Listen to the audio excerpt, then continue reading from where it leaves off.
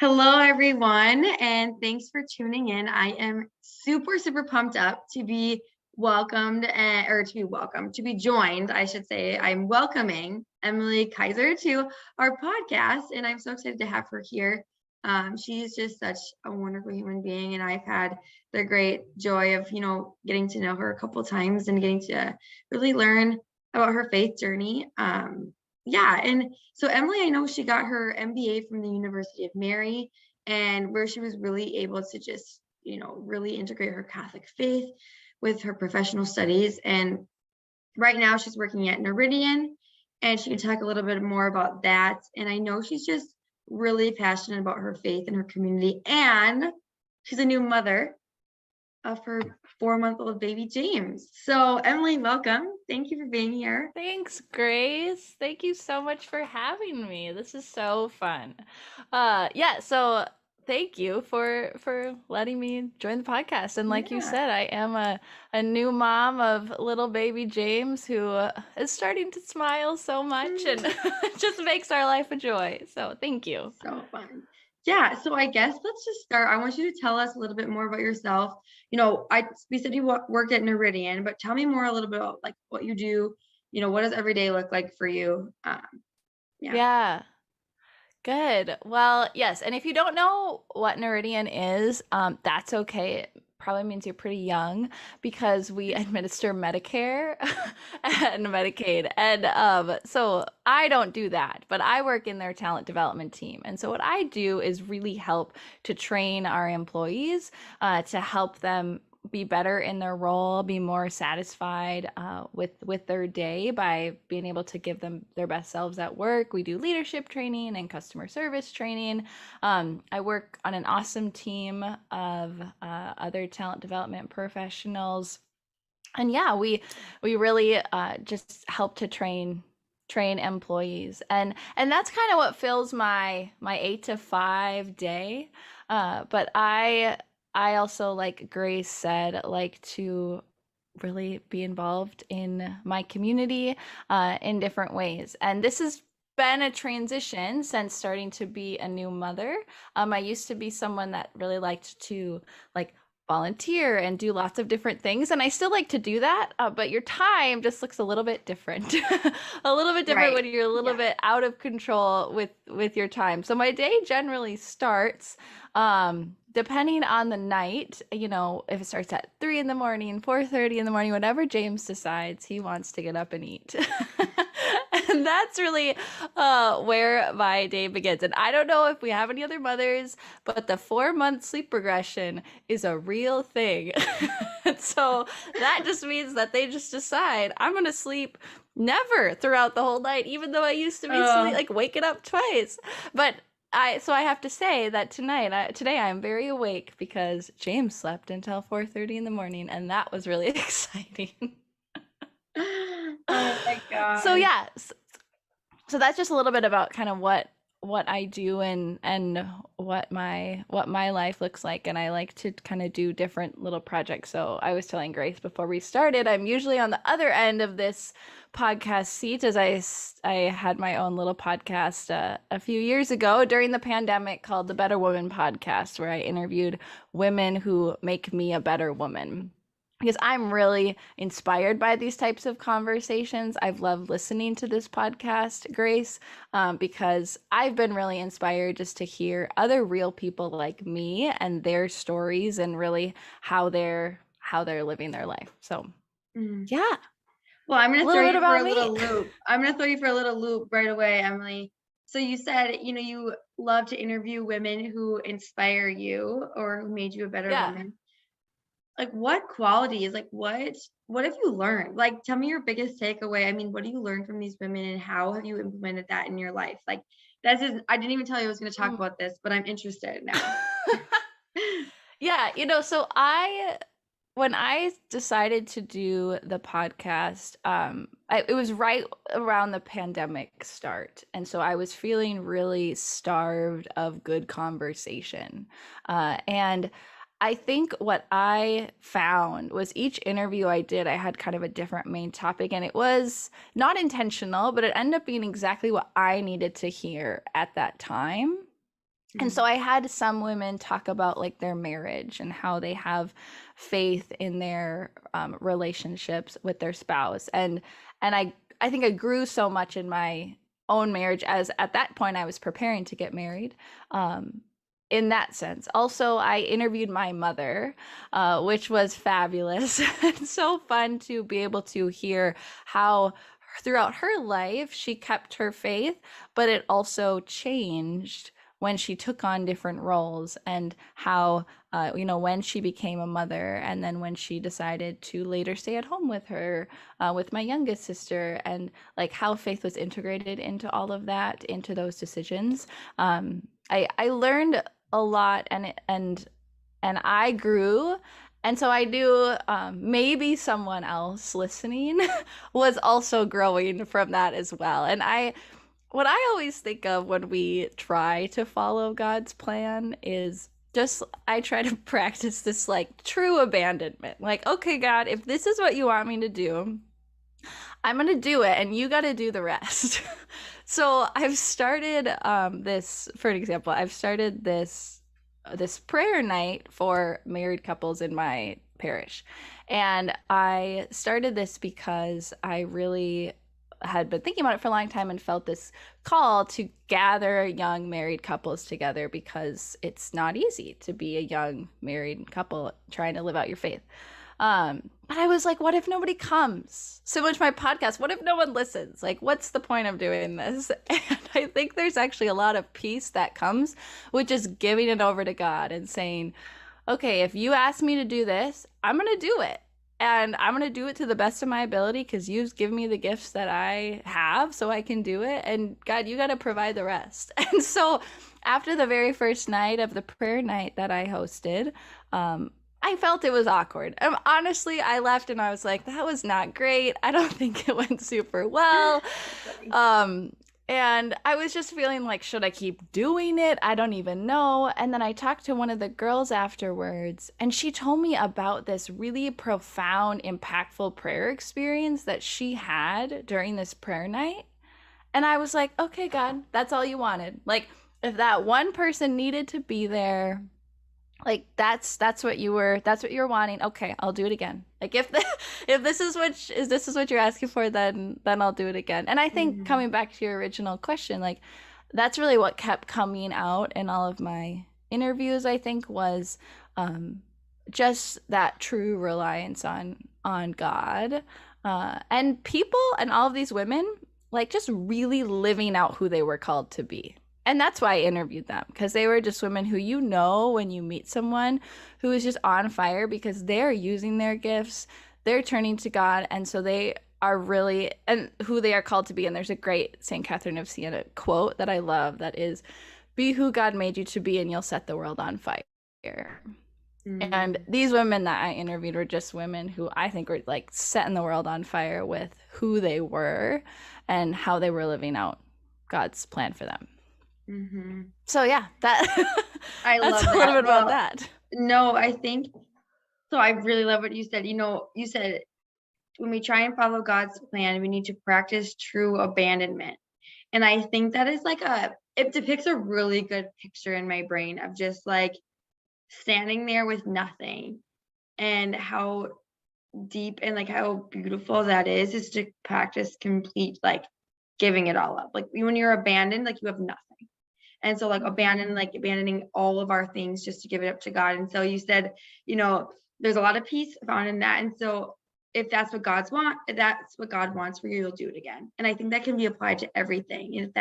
If this is what God wants from me, I'll just keep doing it. And so, I kind of want to focus in on that a little bit more, and how right now in your life, like you're doing a lot of things. And I'm not a mother yet, so I can't maybe necessarily relate, but I want to get some advice and learn from you on how you're kind of doing it all. I mean, you're a mother, you are obviously very devoted to your church, to your parish, and to your work and to your family and friends. Like, how are you doing this? And if this is what God wants for you, how are you doing it all over again every day? Yeah, thank you, Grace. And I think that abandonment completely relates to what I'm learning so far in motherhood. Because when I when I am up in the middle of the night with James, or he's crying and I don't know why. My prayer to God is always like, okay, Jesus, I trust in you. Please, this is all I have. Like, I'm giving all that I have. Please fill in the gaps. And I think so often, especially as women, we like want to do it all. Like you said, like, I want to do it and I want to do it right and I don't need any help. Um, but we do need help from God. Like, we are not supposed to do this by ourselves. Like, we are supposed to lean on him. And I've been really thinking about how, God gave us James. He didn't give us another kid. He gave us James for a very specific reason. And so he's also equipped us with the tools that we need to be able to care for James along with his help. And so I think that's where that abandonment and trust, there has to be trust with the abandonment. You shouldn't abandon yourself to something or somebody that you don't trust. Um, and yeah, and I think I learned a lot while I was home on maternity leave. So I took 3 months of maternity leave, and I had really no idea what to expect. I had never been a mother either, Grace. So I didn't know, and I'm someone that likes to have a big long to-do list. I like to be very productive. And so I was just really thinking of like, oh, all these things I'm gonna get done while I'm home on maternity leave. And I remember like after the first few weeks, quickly realizing like I will spend over half of my day, not the day, like over half of the 24 hours in a day feeding my child. And I was nursing James. And so that means sitting. Like, I would spend over half of my day sitting on the couch or in the chair feeding James. And I remember one day Nathan came home and I'm like, Nathan, I just sat around all day. Like, I feel so unproductive. And Nathan was like, Emily, you are literally keeping our child alive. Like, how is that unproductive? Like, that's the most productive thing you can be doing. But I just felt like, because I was, sitting around in my mind, like I wasn't contributing or I wasn't helping. And I once I finally began to lean into that a little bit and enjoy that time and not try to think of all the things I want to get done or what I'm not doing or like stare at the dishes or whatnot. Like, I just had so much more peace in just my own sense of what I need and what's important. And when I came back to work about a month and a half ago, I just had such a refreshed idea of like what's important. And I was able to just hopefully carry that peace and that slower pace with me, because I don't want to miss this time, like this time that's in front of me while our son is growing up, like being able to really be with him and see him, because I thought I needed to get XYZ done, instead of really be present to him. Yeah, I mean, that's just so it's so beautiful, and I love you were saying, you felt so unproductive just, like, sitting there, but, like, when Nathan said, "You're literally keeping our child alive," like, that is, like, the coolest thing and the best thing you could ever do, but it felt so unproductive in the moment, and I think that can be related to so many things because, we're sitting here as a lot of us, let's just say we have, like, a desk job and we sit Yeah. here all day long. Okay, what if all I do is send emails all day long? Or it can be anything. Like, what if you're just cleaning your house? Or like sometimes it's hard when you're not seeing like a direct repercussion of like something you could check off a list. And I think we get caught in this like, oh, I'm not good enough because I didn't check 100 things off my list today. I just maybe had a conversation Yeah. with somebody. But like, Mm-hmm. I mean, you said you went back to work and you focused on, slowing down, but like, I think that can be a lot harder than just like that little change. So like maybe talk a little bit more about that and how did you focus on slowing down? I mean, that's hard. Yes. Yes, and what you said, I mean, that totally is true. And what I've been thinking about, I think what my perspective is when I come back to work, is I just realized like what really matters. So like, and I think about at the end of, I used to get really caught up in like, okay, did I send out my follow-up agenda or my follow-up action items, or did I make a good project plan? But like at the end of my life, when I'm standing before God, like, is he going to say to me like, dang, Emily, you made some really good project plans and you made it to every meeting on time and you always sent a follow-up email? Like, no, he is not going to care. Like, he cares about us working hard and giving our best, and that's important. So I'm not saying like, okay, just be lazy and go and don't follow through on your commitments. Like, no, we don't need to get worked up in the drama of our lives or in the drama of like what happens at work. Because like what really matters is like how you treat people.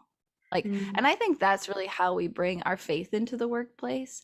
Is it's not necessarily by like, you know, we can talk about our faith and that's good, but it's really more about like, how do we treat people?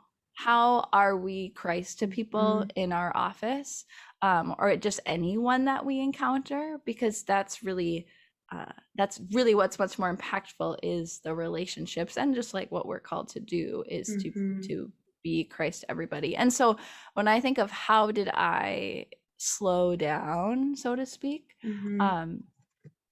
I think to me it's just spending more time being okay with spending more time or energy on those relationships, and not getting too caught up in the deadlines and the deliverables, but more in how I'm treating people, because that's like really what matters. Yeah. You made me think. So I'm sure you've heard these before, but there's a couple quotes by Mother Teresa that you just as like, I was like, oh my gosh, this is so it. But she says, there's two of them. She says, it's not about how much you do, but how much love you put into what you do that counts. And I think, like we're talking about, focusing on the conversations we're having, like how much love can I put into this conversation right now? Even if it feels like taking 10 minutes to set aside to talk to somebody feels like, oh my gosh, I'm not gonna be able to get these things done. But like, what is the most loving thing you can do right now? Is that go work on that project, or is that have a conversation with a coworker that maybe you just need to have that needs someone to talk to them?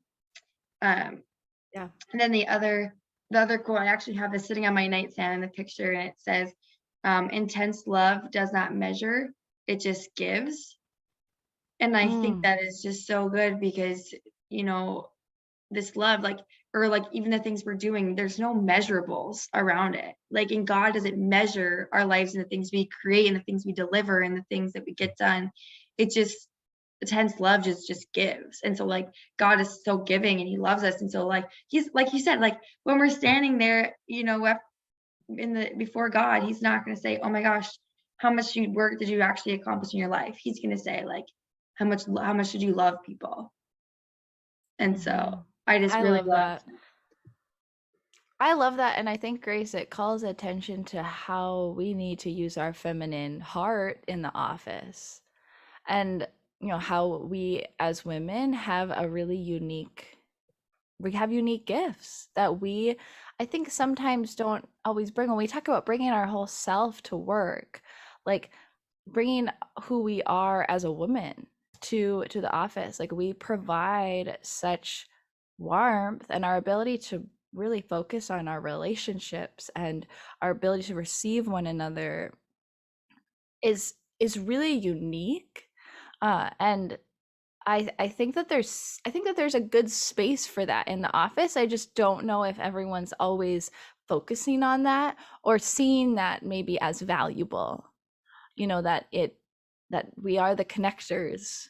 Like we are the connectors of teams and people, and it's through the little conversations that we're having or through the attention that we're giving. And not saying that men can't do that, because they absolutely can, but it is innate in who we are to have that focus on our relationships. And I think that's what's so valuable too, in our femininity in the office.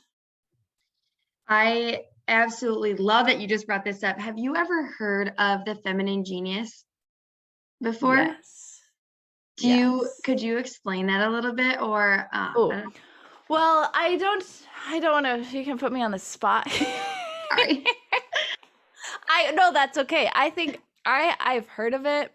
I'm familiar with it. I haven't like really read it like Mhm. in its entirety. So, but I know that it's this like truly this idea and the concept like of our feminine gifts, right? Mhm. Yes. Like, when we as women, like you said, we have this, um unique essence about us that we are made to bring people together. We are made to bring that warmth and that loving and that kindness. And like you said, like not that men can't do it, but we are God truly made us to bring people together. And I think that sometimes that can get lost in like the to-do list. Like we were talking about, Yeah. it can get lost in all these things, but we have this unique ability to bring people in, but also our personalities are so fun. And so something I like to talk about is um at the office, like we can decorate, like we are really good at decorating and like putting, bringing our like excitement in our oh, we get to dress so fun. And so like our feminine genius is all about showing God's love through the clothing that we get to wear, through the things that we like put on our walls in our office or things like that. Like our feminine genius is so amazing, but like God created us just to bring people in that warmth. And so that really attests to what you were saying about, what we do and like how we bring people together. Yeah. Yes, and I think sometimes what's sad is what's lost in some of our feministic rhetoric is the celebration of women. I think Mhm. sometimes when we try to compare ourselves too much to men, we're really losing the gifts that we can celebrate and that we can give and that we can bring to the office. And I think sometimes that's seen as maybe being really like meek, quiet women. And that's not what we're talking about at all. It's really coming back to like being who God made you to be and bringing that person to work with you. And I'm lucky to work with a lot of really amazing women. I have a team of all women who have all unique temperaments and gifts, but we bring our femininity into the workplace in a way that is oh, it's really beautiful just to see that celebration together. And I like, when we talk about this, it's not just in the workplace. Like some women are also called to do this in their homes, like the way that we receive our families or in our churches or in nonprofit communities. And I sometimes think there's this pressure, and I feel this way definitely. Even when you introduced and you said like, Emily, you're doing it all, I'm like, I'm just like working and being a mom. Like that's pretty much what everyone does. But I know, and I want to speak to anyone else like that out there who feels this way too. Like you would make such an impact in your circle of influence. There's another Mother Teresa quote I thought you might say, Grace, which was like, if you want to change the world, go home and love your family.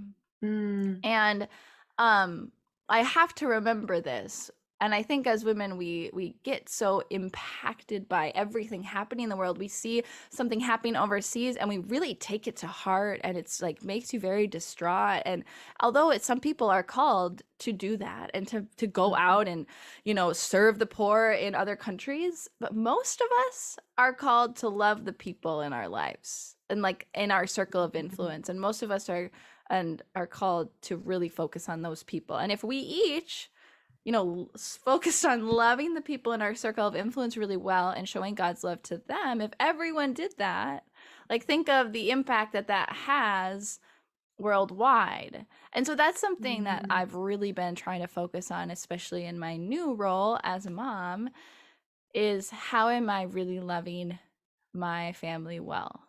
Like my husband well, like first my husband and my child, and then my parents and my siblings and my in-laws and my church community and my friends, and like focusing on serving those people well, because really Mhm. that's where I can make the biggest influence. Yeah, I think that's so interesting that you say that because I think we think, like you said, okay, so like something's happening around the world. And it does, as women, I mean, does directly, like we feel that more, and we're naturally more like we naturally feel things a little bit deeper. Um, but we feel that we need to do all these things and like impact all these people, but what about the people right in front of us? I think we forget that like there's so many people right in front of us that we just can love. And how am I really loving my family well? You said that is so good. Like, how can we really love the people in our circle, and even if at home, right? But how are you even loving the people at work too, and like the people that you meet at church, the people you meet at all of your committees you're in, like Yeah. focusing on just loving them and like the ripple effect that can have. I think we forget that, like Mhm. when you give someone a compliment, they're so much more likely to give someone else a compliment. It's a ripple effect. It's Mhm. not just, you're not just affecting that one person. By you saying that one thing, you're affecting so many other people. So by you loving your husband well, he's more able probably to love the people he works with. Right. Um, so I think that's so good. And you also touched on, it's not about comparing ourselves to like the men in the workplace, or comparing ourselves to anything. It's just about like the uniqueness that we bring. We forget that we're so unique and so beautiful in our own way, and that's just beautiful in itself. Mhm. Yeah, it's Yeah. awesome. I Mm. would agree, and I think that was definitely brought to light to me, and probably anyone could agree who's ever carried a child and delivered a child, like how incredibly amazing it is, like that God created us to literally like hold life within our bodies. Like that like I just am amazed like every day that I look at James and be like, you were the person that was in here. Like I was carrying you. Like I remember that, and that was him. And I yeah, I just feel like there's so much to be celebrated there, like us as a women, like nobody else can do that. And it's so miraculous. I mean, there's no other way to say it, is that it's miraculous. And I know this Mhm. isn't a podcast like about the miracle of birth, but like it is about women, and that's just something that's so special about us. And impacts who we are. Like I had a coworker say this, and I think it's so great. Like I'm getting to know who is Emily the mom. This is a new person that I Mhm. didn't know before, and like I have this fierce protectiveness over James that I never like knew that would happen, or that would be real for me, but I do. And I'm just excited to continue to like learn about who this like new person is, Mhm. who still is Emily, of course. And but like looking to God, and my prayer is always like, God, like help me to be the mother that you want me to be. Like help me to be the Mhm. wife that you want me to be, and the coworker that you want me to be, because I can't do this by myself. Like I need you to show me and to give me the tools to be able to do that. And I just think that just takes so Mhm. much pressure off of yourself. Sometimes you get handed like a big dose of humility, which is also good. But it just takes a lot of pressure off of myself from having to figure it all out. And then just to be patient and rely on his timing for me. Mhm. Yeah. I like what you said, like help me to be the like blank what you want me to be. Help me to be the Yeah. sister, the friend, the wife, the coworker, the anything. And I think that's like a simple prayer that you can just pray all the time, and just help me to be that. And so I guess when it comes to like simple prayers or things that you do, I'm interested to know, because obviously life got a little bit busier when you went back to work and things Right. changed. What habits are you doing to incorporate your faith into your day? Like, what does your day look like when do you pray during the day at work, or like, what are you doing to Hmm. keep that at the forefront of your mind, I guess? Yeah, so I mean a couple things, like I really enjoy podcasts, and so I have a faith-based podcast called Abiding Together that Love they that have a one. podcast. Yes, they release weekly, and I always Mhm. listen to that on my drive to work, and it or my drive to work and home, and it really puts me in just a good mental space. And also I like to learn more about my faith, and hear from other people's stories, and so that is something I've always kind of done. But what I've tried to do more of, which is hard for me, is to have more of that silent time with Mm, God where I'm not like consuming something. And so really I try to do this like when if I'm putting James to bed and like rocking him, and I mean that's just like a quiet time that I can pray. Um and I think I had shared this earlier, but I'm really learning what my new prayer routine will look like, because I mhm, used to get up in the morning and like do a daily reading, and I can still do that, but I just haven't been, and because my morning schedule is so different, mhm, and so I think for me it's really like integrating it into my day, and especially when I'm talking to James, like, how am I bringing prayer like into that mhm, interaction, like on our way to work, or when dropping him off at daycare, or whatnot. But I like taking that little time throughout the day, um and just like what I've heard and what I've tried to do is just like having a constant conversation with God mhm. in Yeah. your mind throughout the day, like rather than maybe certain seasons of life just don't allow for you to take an hour in the evening to pray, and that's okay. Some seasons of life do. um and so maybe during this time it's more like, how am I just constantly in conversation with God throughout my Mhm, day, asking him, how should I respond to this person, or please help me to be kind to this person, or um that type of thing. So that's kind of my prayer. And especially when I have something on my mind that's really bothering me, or I'm just trying to decide what to do, I just try to like breathe in and breathe out, Jesus, I trust in you. Like that's mhm, my prayer always, is like breathe in, breathe out, Jesus, I trust in you, because it just calms you down and reminds me, I'm not alone. Like I can, like God is here to support me. So mhm, that's kind of like how my prayer life looks. And then just, I mean, really making sure that I'm making, the sacraments a priority, like going to mass with my family, and mhm. um just, yeah, focusing on those two. Well, and you said you're really just learning what your prayer routine looks like, and I think that that's something people need to hear because you hear, "Oh, I pray every morning and every night for this amount of time, and I Yeah. do this, I journal these times, and blah blah blah blah."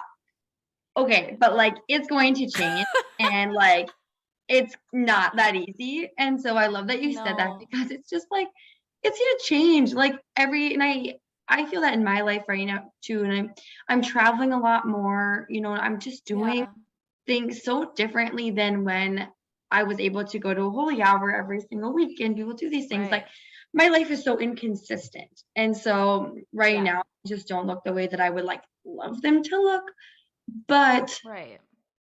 I think there's also like a beauty in that because then it helps you, allows you to bring prayer into different aspects. And so just that silent prayer or the constant conversation like this, the changing of your life allows you to feel like fill in the gaps with God, like where he wasn't before, like where can he be Right. now? Um, Yeah. so I think that's super good. I love that. But okay, Yeah. before we wrap I up, oh, go ahead, Yeah. Emily. No, I was just gonna say, like, I'm pretty real, Grace. Like, I'm not gonna say, like, yeah, you know me. I'm praying a holy hour every night with my baby just strapped on me. Like, there's no way. I'm impressed by those women that do, but and when I was preparing for this podcast, I really do feel like I'm in transition. And so it's like, what do I have to say that is profound, because I'm just figuring it out. And I just think that's not gonna stop.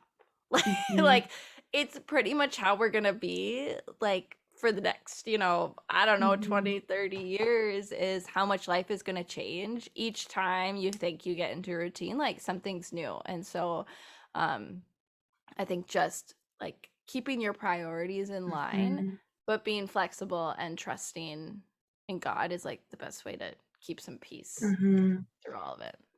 Well, and Emily, you said I didn't think I had anything profound to say but I think like that's profound in itself, and the idea that like it will never like you're in transition, and that's like so profound because everyone is in a different transition right now, and like that's so powerful to hear. We all just want to know that we're not alone, and I think like hearing your story of this transition is profound because we're all in that, whether it's transitioning from high school to college to the Right. real world, transitioning between jobs, becoming a mother, losing a loved one. Like we're all in this transition, but like it looks so different for everybody, and that's okay that we're all in this weird. It will never be not a transition. It never will. We're never going to feel totally super content, but that's where like the love of God and the trust and the complete abandonment of what these expectations or everything in our lives comes into play. So yeah, I would say that's profound. So you've been very profound today, Emily. So thank you so much for that. But Thanks. before we wrap up, one last question. I want to ask you, if you have this, like, what would you say is your favorite Bible verse and why? Oh, see, I took my quotes and I put them all through in this thing. So I was thinking more about quotes, but also, Grace, I'm Catholic, so I don't know the Yeah. Bible. Yeah, But right. Same, it's fine. but no, there is a quote or a Bible verse that I've really always loved. And I'm probably gonna misquote it. But it talks about how like do not look down upon you because you are young, but be an example to all of those in your faith, in your perseverance, and there's like a long list of what they talk about. But I always held on to that one especially when I was younger, because I think sometimes we feel like, oh, I don't have enough experience, I don't have enough life um to make an impact or to inspire people in my faith. And I just always kind of think about that one. And also one of my favorites is one that's really just common in weddings, and I think I'm just also in like the wedding season of life where I got married and my friends have gotten married, and it's the really cliche like love, love never fails, like love is patient, love is kind. But why I like it is I've heard people say what you should do is you should put your name in place of love and see is it make sense. Like Emily is patient, Emily is kind, Emily is not jealous. And so it's like a really good it's a really good self-check of how you're doing, and are you like we talked about, like are you spreading that love in a way that is pleasing to God. I love that. I love both those you just said, because I think like even do not look down upon you because you were young. That is, I think, no matter like what your actual age is, that could just be like if you feel like you're not experienced enough or like all these things. Do not look down from that, because just be an example. Like be the whole what would Jesus do? Like if that's how you're living, then what? Like no one will ever look down upon you. And so that's so good. And so well, Emily, this has been so good, and whether or not you think it, you are an inspiration and you're amazing. So I just really thank you for everything you said. I mean, really, like your insight on femininity and the way that we should be living, and just loving is so good. So yeah, thank you so much for being here. Thanks, Grace, for having me. It's been such a joy. These are my favorite kinds of conversations, so I love it. Well, thanks again, and thanks for listening, everybody, and thanks for tuning in. And yeah, we'll all be together again soon. Thank you.